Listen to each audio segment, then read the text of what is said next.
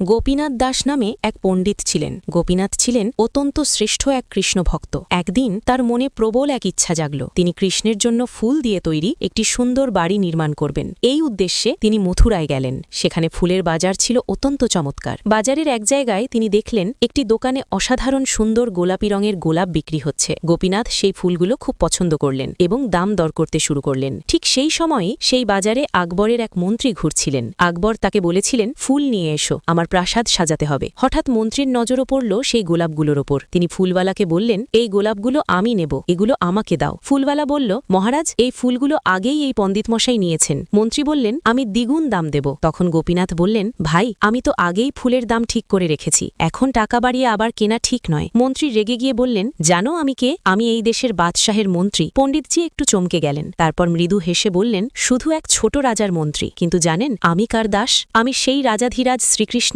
সেবক, যিনি সমগ্র ব্রহ্মাণ্ডের অধীশ্বর। মন্ত্রী বললেন, তাহলে দাম বাড়িয়ে দেখাও। দাম বাড়তে লাগল। 10 পয়সা, 20 পয়সা, 50 পয়সা, 1 টাকা, 50 টাকা। শেষে গোপীনাথ দাস বললেন, 100 টাকা। এই কথা শুনে মন্ত্রী ভয় পেয়ে গেল। সে মনে মনে ভাবল, 100 টাকার ফুল নিয়ে গেলে বাদশাহ আমাকে পুরস্কার দেবেন না, বরং শাস্তিই দেবেন। এই ভেবে সে সেখান থেকে পালিয়ে গেল। ফুলওয়ালা তখন পণ্ডিতজিকে বলল, পণ্ডিত মশাই, আপনাকে আমি এই ফুল মাত্র 1 টাকাতেই দেব। কিন্তু পণ্ডিতজি বললেন, না ভাই, আমি তোমাকে প্রতিশ্রুতি দিয়েছি 100 টাকাই দেব, একটু অপেক্ষা করো। পণ্ডিতজির কাছে তখন এত টাকা ছিল না। তিনি বাড়ি ফিরে এলেন। বাড়িতে যা কিছু ছিল, জমি, গয়না, সম্পত্তি, সব বন্ধক রাখলেন। শেষে ঘরে রইও শুধু কৃষ্ণের মূর্তি। তিনি কৃষ্ণের মূর্তিটিকে কোলে তুলে নিলেন। তার স্ত্রীও তার সঙ্গে এলেন। সবকিছু বন্ধক রেখে অবশেষে 100 টাকা জোগাড় করে ফুল নিয়ে এলেন। বৃন্দাবনের এক গাছের নিচে কৃষ্ণের মূর্তিটিকে বসালেন। ফুল দিয়ে একটি অপূর্ব সুন্দর ঘর তৈরি করলেন এবং একটি মনোরম ফুলের মালা গেঁথে কৃষ্ণের গলায় পরিয়ে দিলেন। ঠিক সেই সময় অন্যদিকে গিরিরাজের মন্দিরে আরতি চলছিল। যেই না কৃষ্ণের গলায় মালা পরানো হলো,